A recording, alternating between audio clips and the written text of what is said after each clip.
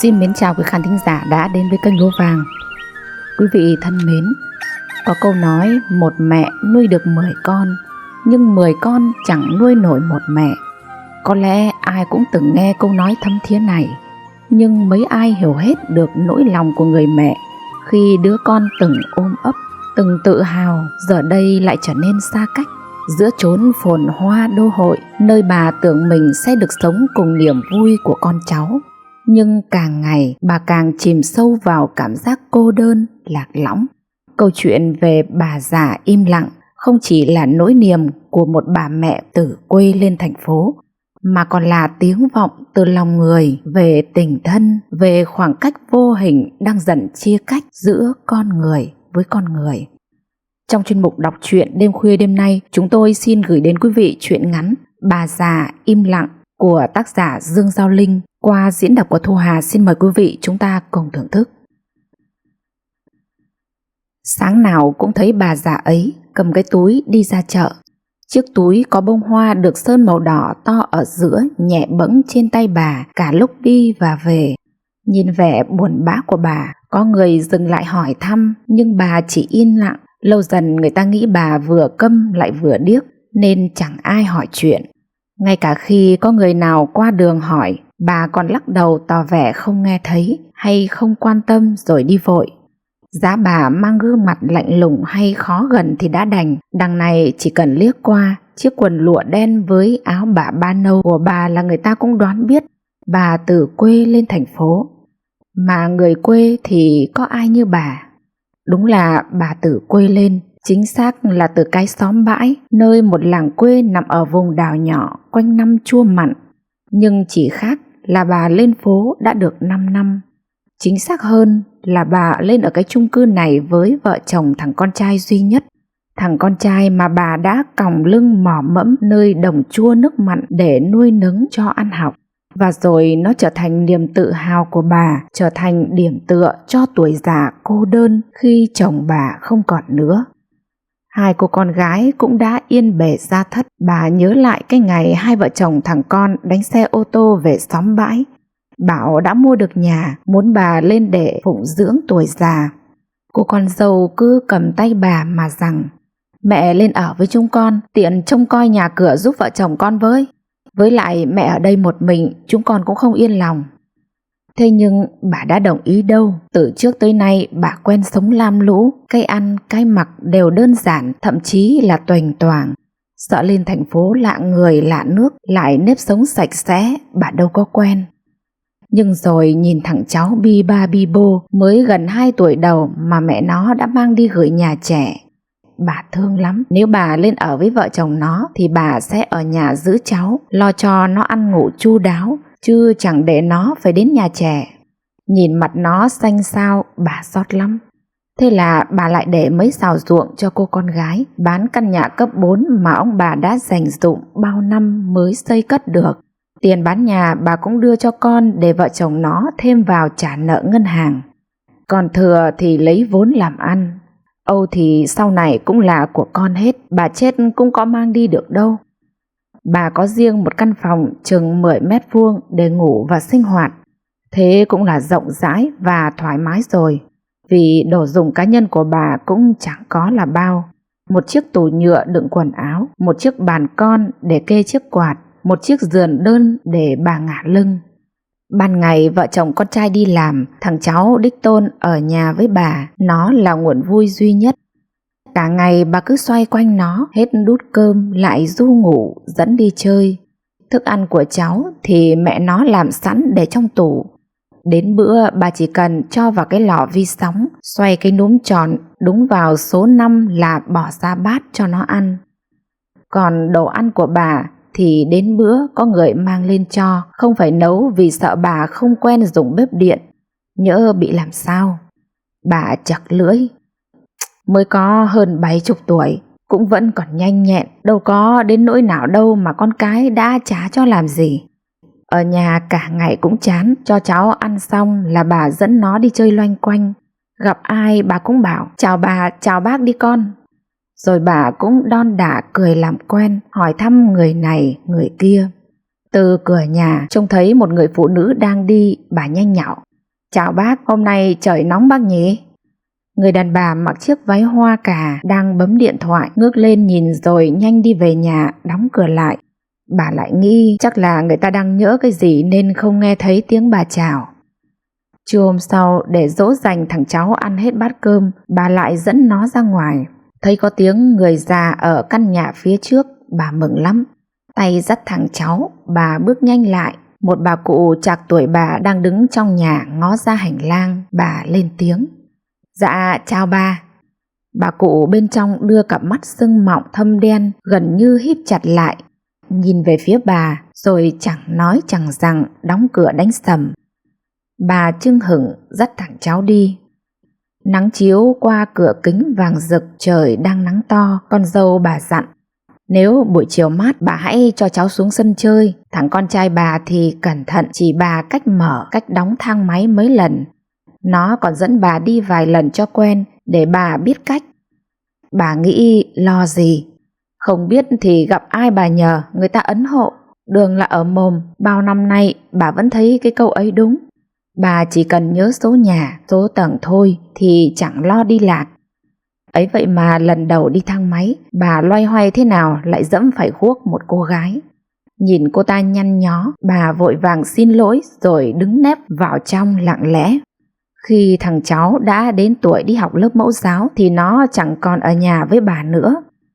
Thế là cả ngày bà chỉ quanh quẩn vào ra một mình. Cả ngày ở nhà bà cứ luôn thấp thỏm cho tới giờ con dâu đi làm về. Bởi chẳng biết sử dụng đồ trong nhà nên bà chẳng dám mó vào thứ gì, chỉ sợ hỏng, sợ cháy. Dần dần bà thấy mình cứ như người thừa trong căn hộ mấy chục mét vuông. Nhất là từ lúc bà gây ra một hiểu lầm không đáng có, làm vợ chồng con trai phải mối mặt với hàng xóm. Chả là đang ngồi xem tivi, bà nghe tiếng trẻ con khóc, thấy nó khóc lâu lâu mà không nín, bà mở cửa bước ra. Nhìn thấy thằng bé chừng 2-3 tuổi đang đứng khóc một mình, nghĩ nó như cháu mình, bà thương lắm.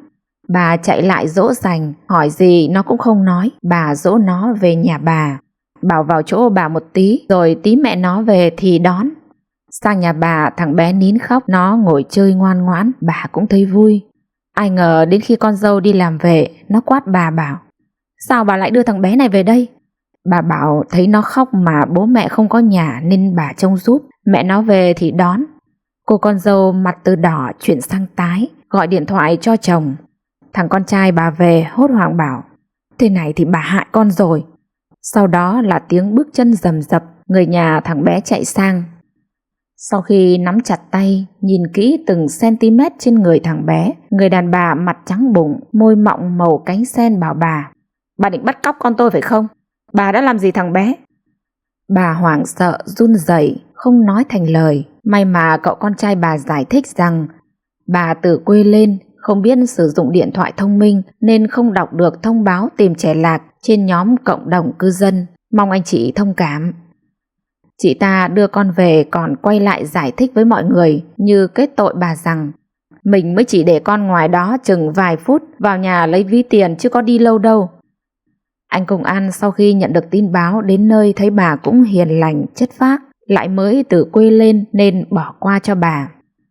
Sau lần ấy con dâu bảo bà muốn ở đây lâu dài thì đừng có để ý chuyện nhà người ta, ở đây không phải người quê mà ngồi lê đôi mách, rõ rách việc.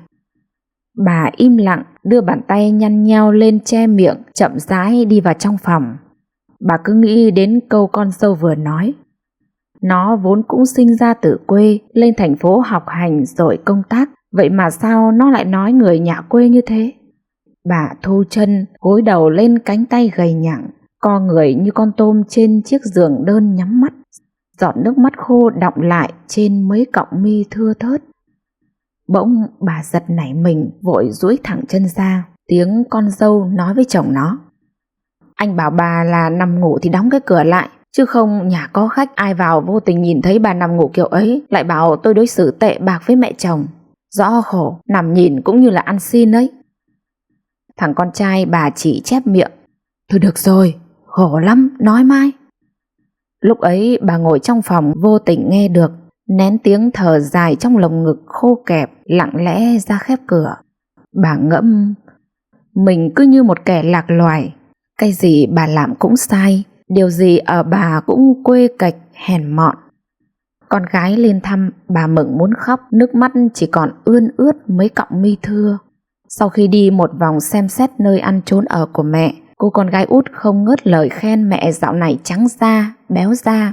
Rồi chờ khi chỉ có mình mẹ ở nhà, cô hỏi thăm xem bà chị dâu đối xử với mẹ thế nào. Sao nhìn mẹ cứ thấy buồn buồn, khác hẳn hồi còn ở quê hay nói hay cười. Bà cũng chỉ lặng im, mãi bà mới bảo: mẹ ở đây cũng quen rồi, ở đây người ta sống khác lắm, không như ở quê mình đâu. Chuyện gì cũng phải để trong lòng, cơm ai người đó ăn, việc ai người đó làm, không quan tâm, không để ý, thế đấy. Con gái nắm chặt bàn tay lằn những đường gân xanh nhằng nhịt của mẹ. Hay mẹ về quê với chúng con? Bà đưa mắt nhìn con. Giá mà là mấy năm trước, bà sẽ vui mừng biết mấy. Bà sẽ chẳng ngần ngại gì mà không xách quần áo theo con đi về. Về với ngọn gió đồng rào rạc, về với những người đàn bà nhà quê vốn bỗ bã, gặp người là cười, là chào, là hỏi thăm, rồi câu trò câu chuyện. Không biết thì cũng chỉ cần hỏi, người ta sẽ tận tình chỉ cho, nói cho. Nhưng bây giờ bà chẳng còn nhu cầu được chuyện trò, hỏi han nữa. Bà có nên về quê không? Nhìn hình bóng đứa con gái liêu xiêu trong cái nắng buổi chiều hôm, lòng bà thắt lại. Giá nó lên ở với bà sớm hơn thì tốt biết mấy. Sau nhiều đêm nằm nghe tiếng thành phố ngoài cửa sổ, bà lặng lẽ thu dọn đồ đạc, rồi âm thầm rời khỏi căn chung cư hào nhoáng ấy để trở về với xóm bãi quê nhà, ở nơi quen thuộc với những gương mặt làng xóm gần gũi. Bà thấy lòng nhẹ nhõm hơn, như cây cỏ được trở về với cội rễ. Cuối cùng thì con trai và con dâu của bà cũng hiểu ra rằng có tiền bạc địa vị cũng không thể mang lại cho bà cảm giác thân thuộc, bình yên như quê hương nơi đã từng thân thuộc. Có câu nói như cây có cội, như sông có nguồn. Không có gì quý giá hơn khi con người được sống bình yên, nơi mình đã từng yêu thương, nơi có những kỷ niệm, nơi con người cảm thấy được thuộc về. Tuổi già chính là lúc ta trở về với cội nguồn, tìm lại chính mình và sống theo ý nguyện. Thay vì chạy theo nhịp sống xô bồ hay cố làm hài lòng ai khác, hãy trân trọng bản thân, tìm niềm vui từ những điều giản dị và dành những năm tháng còn lại để sống cho chính mình. Truyện ngắn Nhặt mẹ về nuôi của tác giả Vũ Thị Huyền Trang. Đút những đồng tiền công vào túi áo ngực, Trạo rời giá định lê bước về nhà, nhưng cả cơ thể đau nhức, bụng đói cồn cào, nên anh tính mua thứ gì đó ăn cho ấm bụng. Bỗng Trạo nhìn thấy phía trước một bà cụ ngồi co ro góc chợ với thúng gì đó phủ lên một lớp vải màn. Dạo bước lại gần, Trạo hỏi: bà bán gì vậy à? Bà cụ mừng rỡ khi thấy người dừng lại hỏi mua hàng, tay run run mở tấm vải màn ra bảo: tôi bán bánh mì, chú có mua không? Trạo định hỏi bánh có giòn không, nhưng đưa mắt nhìn chiếc bánh ỉu xìu trên đôi tay giả nua và ánh mắt chờ đợi của bà cụ, anh không nỡ bước đi. Cháu lấy 5 cái bà ạ. Bà thường bán đến mấy giờ thì về? Khi nào hết thì về chú ơi. Thế nhà bà có gần ở đây không? Bà đi bán hàng đêm thế này chắc là con cháu lo lắm. Thôi còn bao nhiêu cái bà để đó con lấy nốt. Tôi về ngay đằng kia ấy mà, cậu lấy vừa đủ ăn thôi, lấy nhiều về bỏ lại uổng ra. Tôi còn ngồi đây đến sáng, đằng nào thì về cũng có ngủ được đâu. Theo hướng tay bà cụ chỉ mắt, Trạo tìm thấy chân cầu, miếng bánh mì dai ngoách nghẹn lại trong cổ họng. Chút tiếng thở dài, anh ngồi bệt xuống phía vỉa hè, ngó ra thành phố hoa lệ nhấp nháy ánh đèn. Xách túi bánh mì, Trạo trở về phòng trọ. Mấy con chó nhào ra từ các con ngõ sủa inh ỏi mỗi khi Trạo đi qua. Trạo làm công nhân từ năm 18 tuổi, ban đầu là làm công nhân nhà máy chè gần nhà. Hồi ấy mẹ nuôi còn sống nên Trạo còn có nhà để mà về. Sau này mẹ mất đi, anh em ruột còn tranh nhau đất đai thì phận con nuôi như Trạo làm gì còn nhà nữa. Lúc rời quê xuống phố lang thang trong khu công nghiệp, Trạo làm công nhân hết công ty này đến nhà máy khác. Chẳng phải là đứng núi này trông núi nọ đâu, mà bởi vì thời buổi khó khăn, đơn hàng bấp bênh nên các doanh nghiệp chỉ tuyển công nhân thời vụ. Mấy năm nay Chạo làm ổn định trong công ty bạt, lương đủ trang trải cuộc sống. Thật ra cuộc đời độc thân không gia đình, chẳng có gánh nặng gì thì cũng đơn giản thôi. Tiền nhà trọ, tiền điện nước, ăn uống qua loa, tháng vài cuộc nhậu vỉa hè. Nhưng để gồng gánh một gia đình trên vai thì đồng lương công nhân chẳng thấm vào đâu. Cái câu chia tay đi, Chạo nghe đến quen tai. Mấy năm nay anh không theo đuổi người con gái nào. Chẳng phải vì không có tin vào tình yêu, mà càng có tuổi, niềm vui càng chắt chiu ít ỏi. Có hôm nhậu say, ai đó hỏi Chạo có buồn chán cảnh đời công nhân nghèo khó này không. Chạo chỉ lắc đầu cười. Cuộc đời này có cái gì dễ dàng đâu. Mấy năm vừa rồi khó khăn, lạm phát vào tận mâm cơm của mỗi gia đình, mấy ai mà không khốn khổ. Có một nghề để mưu sinh đã là may mắn lắm rồi. Mình đã nghèo tiền bạc, mình không thể nghèo tâm hồn được. Mình không thể cứ ghì mình xuống mãi. Phải bay lên chứ. Ngay cả khi không có đôi cánh thì ta cũng phải bay lên khỏi những đè nén về tiền bạc. Nói thì hay lắm. Thế không vì tiền bạc sao ông cứ phải đi bốc hàng thuê ở chợ đầu mối sau giờ tan ca? À thì để sau này ai đó dựa vào mình sẽ bớt phần vất vả. Anh bạn vỗ vai chào Chạo, lặng lẽ khuất trong ngõ nhỏ. Chạo cũng vội vã đến chợ đầu mối để kịp giờ bốc dỡ hàng. Mấy cô bác ở chợ quý Chạo lắm, ai cũng trêu có về làm con rể cô không. Chạo cười hiền khô bảo, chỉ sợ con gái các cô chê cháu nghèo thôi. Ai đó chép miệng bảo, cái thằng nghèo thì nghèo thật, nhưng ai lấy được nó cũng sướng. Khối người lấy chồng giàu lại sống trong nước mắt đấy thôi.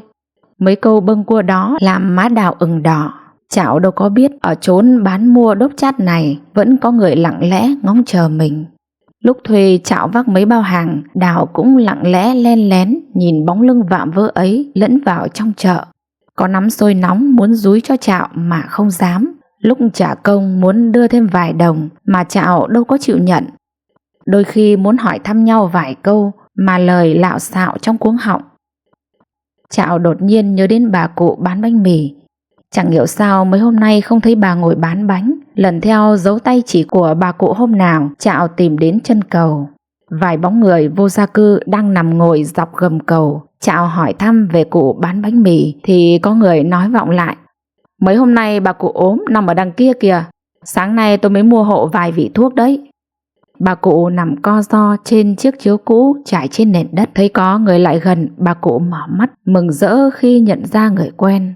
Chạo định hỏi bà ốm thế nào, sao không chịu về quê, nhưng cũng may lời chưa kịp bật ra khỏi họng. Nếu có quê hương, con cái, chắc bà đã chẳng phải nằm co ro ở dưới gầm cầu. Lúc nhét cho bà cụ mấy đồng tiền vào túi áo, quay lưng bước đi, bỗng nhiên Chạo thấy lòng mình thắt lại. Lòng tự hỏi, trời gió mạnh thế này, bà cụ lại ốm yếu thế kia, rồi đêm nay sẽ ra sao? Không biết còn có cơ hội gặp bà cụ với thúng bánh mì ngồi cổng chợ hay không nữa. Ý nghĩ chợt nhen lên như ngọn lửa, khiến Chạo quay người lại bảo, để con đón bà về phòng trọ mấy hôm chăm bà cho khỏi bệnh, chứ ở đây gió máy thế này. Đêm đấy Đào không thấy bóng dáng của người thương đến chợ. Mấy hôm sau ở chợ xôn xao chuyện thằng Chạo nhặt một bà cụ về nuôi. Người chép miệng, đúng là trời đầy, đã nghèo còn rước thêm một bà già, rồi con gái nào nó lấy. Nhưng lại có người bảo, nghèo nhưng mà tốt tính, người dưng nước lã, nó còn thương đến thế thì huống hồ là vợ con. Đào nóng ruột đóng cửa sạp hàng sớm đi tìm Chạo. Lúc Đào đến, Chạo vừa mới vào nhà máy. Vài người trong xóm trọ tò mò hỏi Đào có phải là người yêu của Chạo hay không. Vén mấy sợi tóc mai vướng víu trên khuôn mặt ngại ngùng đỏ ửng. Đào chỉ biết cười. Bà cụ thấy có người tới liền ngồi dậy khỏi giường run run hỏi, Cô tìm cậu Chạo có phải không? Chẳng hiểu sao trong lòng Đào trào lên niềm thương cảm. Căn phòng trọ toành toàng có phần bừa bộn vì thiếu bàn tay đàn bà. Trên bàn bát cháo còn hơi nóng, chắc là Chạo nấu cho bà cụ trước lúc đi làm. Dưới gầm giường, bộ quần áo công nhân vứt trong chậu còn chưa kịp giặt. Đào tính cảm giảm mấy câu mà chợt nhớ ra mình đã là cái gì của người ta. Bón cho bà cụ bát cháo, giặt giũ, dọn dẹp xong xuôi, Đào mới về nhà. Chạo hỏi bà cụ có phải nhà mới có cô Tấm nào bước ra từ hũ muối hay không mà sao nhà cửa sạch sẽ gọn gàng thế này? Hay là cụ ốm mà vẫn cố gượng dậy làm từng ấy việc? Bà cụ cười bảo, có cô Tấm thật đấy, cô Tấm này hiền và xinh lắm. Cô Tấm chỉ xuất hiện lúc Chạo đi làm.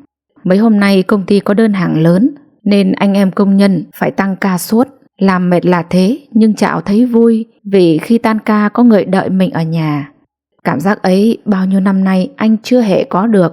Thấy người ta đủ mẹ, có cha để cùng ăn bữa cơm cười với nhau sớm tối mà thèm.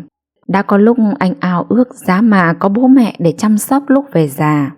Bà cụ xuất hiện, cơm canh đạm bạc vậy mà vui. Nên đã mấy lần bà cụ đòi khăn gói ra gầm cầu mà Chạo đâu có chịu. Cũng chỉ là thêm bát thêm đũa thôi mà. Anh cố gắng làm tăng ca, rảnh thì ra chợ bốc dỡ thuê, lo gì không sống nổi.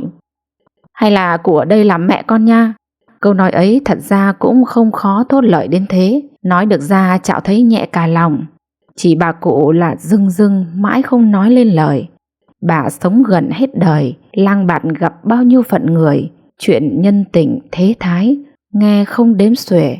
Bà chỉ thấy người ta vì tiền mà hắt hủi mẹ cha, làm gì có ai nhặt người dưng về nhà làm mẹ. Chạo cười hì hì bảo, có đây chứ, thiếu gì chuyện tốt đẹp trên đời, tại mẹ chưa thấy đó thôi. Mọi người xúm lại kê thêm cái tủ vải, đổi cho Chạo cái giường rộng hơn, người cho lọ dầu gió, người mấy vị thuốc hoạt huyết. Có người mua cho cụ đôi dép, cái nón mới thay cho cái nón mê. Người đến bữa mà thấy Chạo đi làm vắng, sợ bà cụ ăn uống qua loa nên bưng sang vội bắt canh. Cũng có hôm họ kéo bà cụ sang ăn cùng, thêm người thì thêm vui.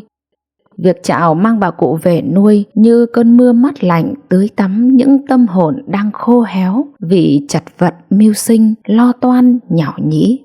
Họ ngẫm thấy cuộc đời còn bao nhiêu điều tốt đẹp, nhẹ nhõm thôi mà sống để thương nhau. Bà cụ ở nhà mãi cũng buồn nên đòi muối rau dưa mang ra chợ đầu ngõ bán. Chợ bán cho công nhân là chủ yếu nên thứ gì cũng rẻ. Đang bán thấy trời mưa thương các cháu công nhân đi làm về, không ai thu quần áo, bà lật đật chạy về. Cây sân lá rụng đầy, công nhân bận tăng ca, may quá đã có bà quét dọn. Thẻo đất thừa bỏ cỏ mọc đầy, có bà xới quang quải mấy luống rau. Có lần đi làm về, thấy Đào ngồi ngoài bậc cửa khâu quần áo, Chạo bồi ngồi đứng ngắm hồi lâu.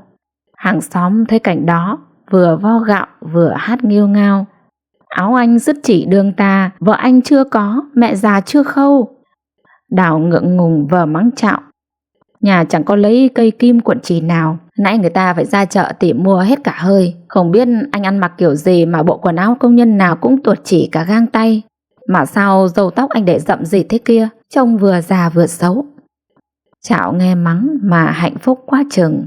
Bà cụ cũng nói rồi, chỉ có quan tâm mình người ta mới cảm giảm chuyện tóc tai khăn áo. Có khi vì thèm được quan tâm, Chạo để mình luộm thuộm thêm một tí. Sáng đi làm cố tình để chăn gối lộn xộn, đôi dép trước cửa nhà mỗi chiếc một nơi.